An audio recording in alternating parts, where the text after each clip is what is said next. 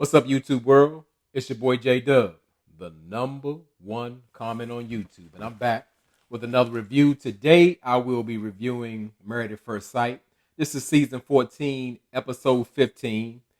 And for those who are new to my channel, I do recaps of reality shows. I do detailed breakdowns. I don't get every scene, but I get, I guess, the most important details and maybe some details that you may have not picked up.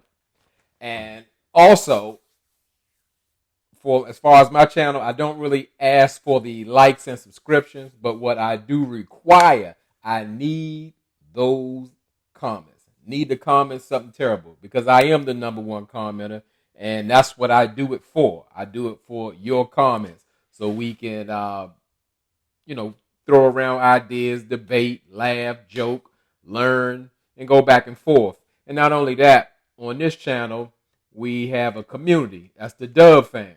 And the Dub fam, the only thing I ask of you and the Dub fam is that you show each other respect. Other than that, if you want to talk about how tight Noi talks when she don't feel like saying something, or how Steve gets about 10 lumps in his throat, he needs something to drink when you talk about finances, feel free to do so. I don't care what you do. The motto of this channel is say what you say. Just as long as we keep it respectful with each other. So this is the third segment that I'm doing. This is the Noi and Steve segment. So let's go ahead and get into the recap. So as far as Noi and Steve, it started like really late within the episode, almost like 45 minutes in, and they go to Steve's house, and they're visiting his childhood home just to see like how Steve grew up, and which his mom still lives there. And Steve is sharing all types of childhood stories with Noi. And I would say he was giving her just like so much info at different times. They didn't have like parties and where him and his brothers and sisters slept. And the only thing Noi could think of in her confessional to say was something slick. She was talking about a little doll he had, I guess, from a long time ago. She's like, what kind of man has a doll still at 38 years old? He's at his mother's house. She saved a toy from his childhood, and now I guess her grandkids play with it or something. But I mean, I was getting kind of a vibe with Noi, because even after I guess she mentioned a toy, she was like, "Well, he had a toy, but now he has sushi." Like, Noi don't know that me or Steve don't like sushi. Nobody. I don't. That little dog look dusty anyway, and she obsessed over him, so it kind of irritates me. But like I was saying, Noi gives off a kind of vibe like she's kind of jealous that Steve had a warm and free upbringing, because I don't understand why she would mention something like that. But a fun fact we learned about Steve is Steve used to be a famous rapper in his hometown. He even got a song out called "Get Down."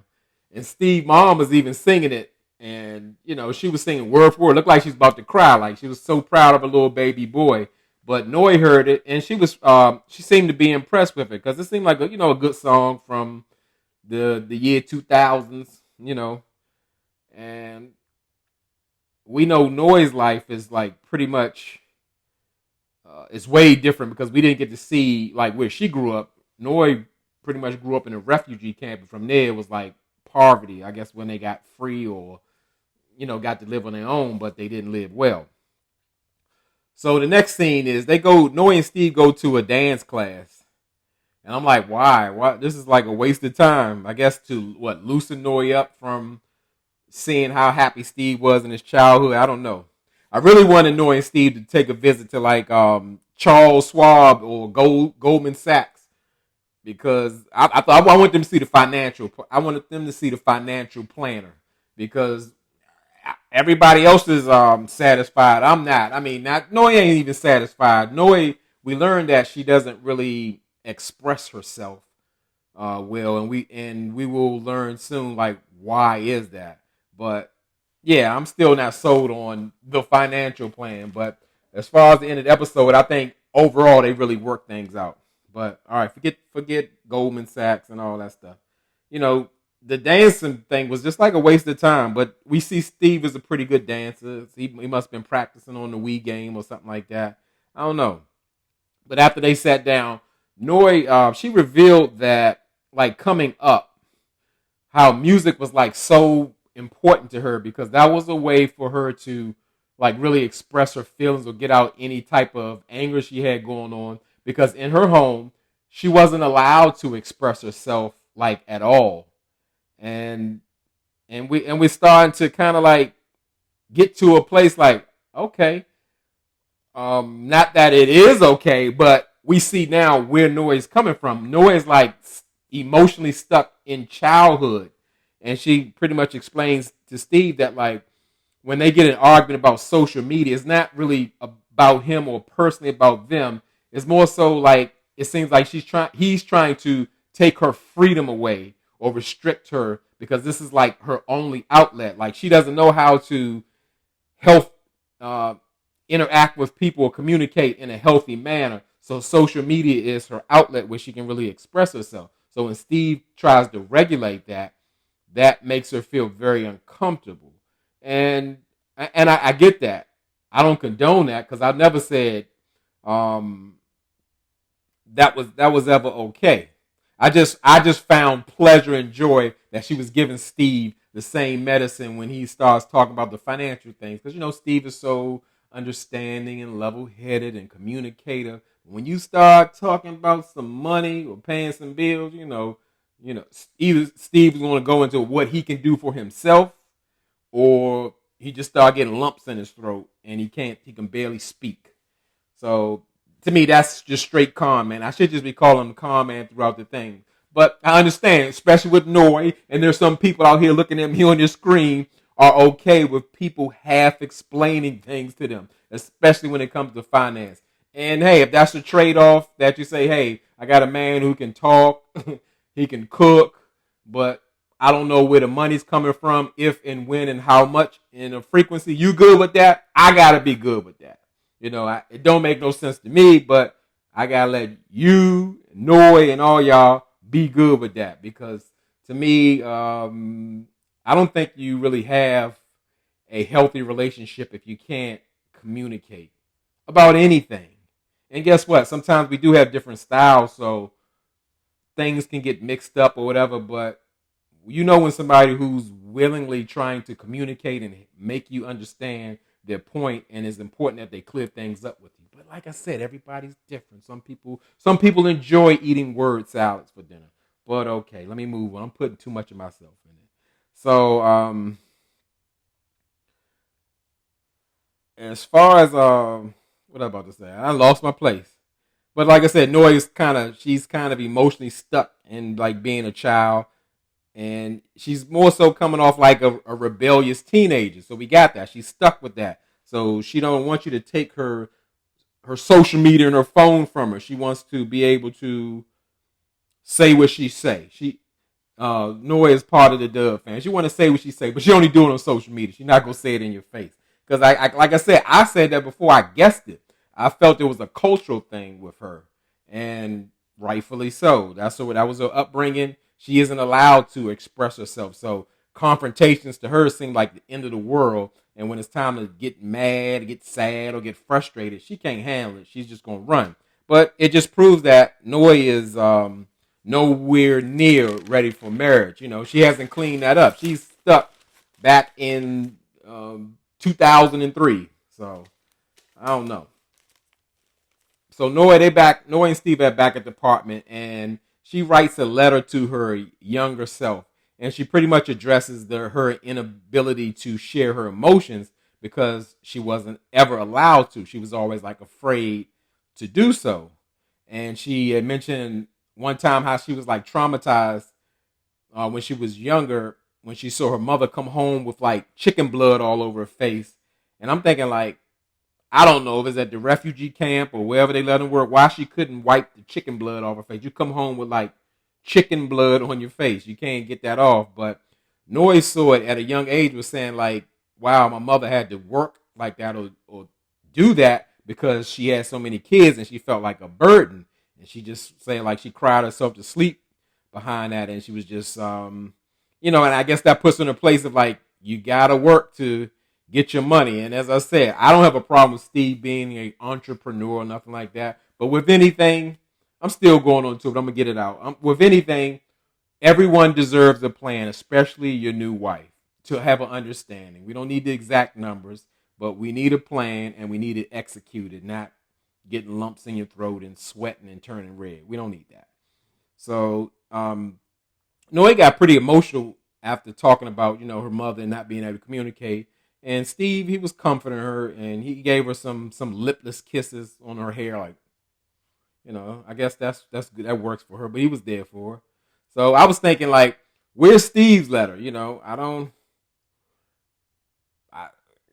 I guess Steve was free to dream and create, so he didn't need a letter. He had a perfect childhood. So, all right, no letter from Steve. So then in the next scene, Noe and Steve, they get a visit from Dr. Pepper, and Dr. Pepper just wants to check in to see, how they were doing and what type of progress, and see if Noe is like making any efforts to kind of open up more to Steve, because we know she has a communication issue. So Noe tells Dr. Pepper that Steve like really works with her and makes it comfortable for her, but really it boils down to her upbringing where she's not comfortable in speaking. But now, even when she's not ready to speak, she can say like, hey, I need a minute. I need to process this. Because I guess she's not used to giving her emotions out on the fly. And I understand that. So I guess Steve is doing his job in that area. So Dr. Pepper asked Steve what can he offer of himself of like something he realized in his feelings or something that he needs to express to Noi.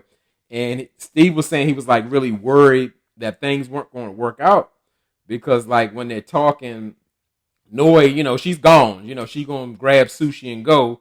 And he know that would pretty much be too tough. It would hurt him too much and it would be hurtful to her. So he was almost certain that it wouldn't work out. But he never told Noi that. So Dr. Pepper, she brings up about Noi wanting to, keep her studio apartment, to live separately. And Steve says like he kind of understands Noi now when Noi was telling him that was more like her security blanket and that was more like an accomplishment to her because she never really done things for herself. And I think quite what Noi is left out is that she wants to have that as a safety net. So when Steve, forget he ran out of savings and don't have no more money or got to go back to work and he got to work 2 weeks in a hole and they still ain't got no money. But okay. She doesn't want to give up her apartment. But Dr. Pepper revealed something that she wanted to make sure she wasn't being hypocritical. Because we found out actually Dr. Pepper lives separately from her husband. Dr. Pepper is on her second marriage and she says she's been married for about 16 years. And that's what she prefers and that's what works for her.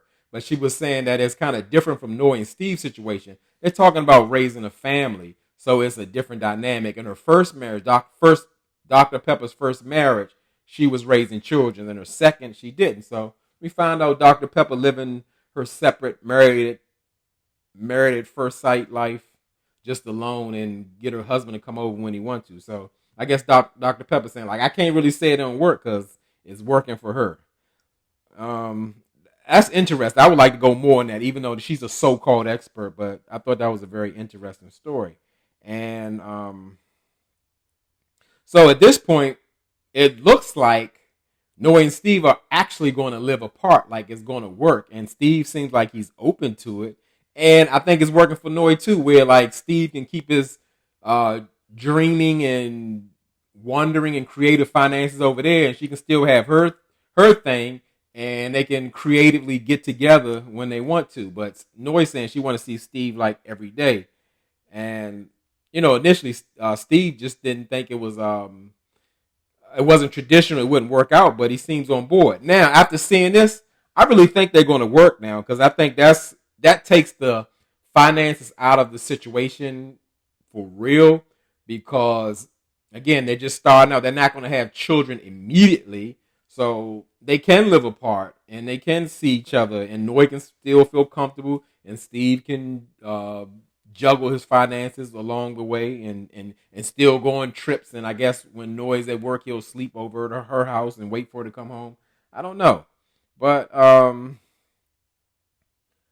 again, I still don't blame Noi for having insecurities about Steve, because there's nothing secure about that situation of talking about if and when. And Steve could really solve this situation, but let's call it solved at this point until next week, because we know it's going to come back up, even though, because you never really know what how Noi feels, because she's not used to sharing her feelings. So I mean, for me at this point, if I was Steve, it would be a no. But because Steve wants to live together, rightfully so, and Noi doesn't talk.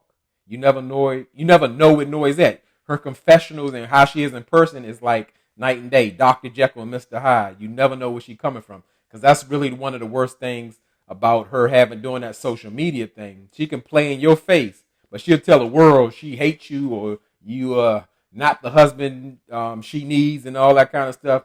Nobody needs to live like that. I wouldn't. Like I said, once you throw some beef on the internet, we're done. And this review is done. It really wasn't much to Noi and Steve. Like I said, they started late into the episode, and they didn't really offer much. Just more so of Steve's wonderful childhood and Noi's lack of healthy upbringing. So that's pretty much it for segment 3 with Noi and Steve. Get down in the comments. Tell me what you think. Something I missed. Something you want to say. And keep rocking with me. I appreciate you. I'm trying to do this for y'all. Crank these videos out as best I can with my crazy busy schedule due to my real estate journey. And let me know what you think. And as I always tell y'all could be anywhere in this YouTube world, but you're here with me. I really appreciate it, and I really mean it.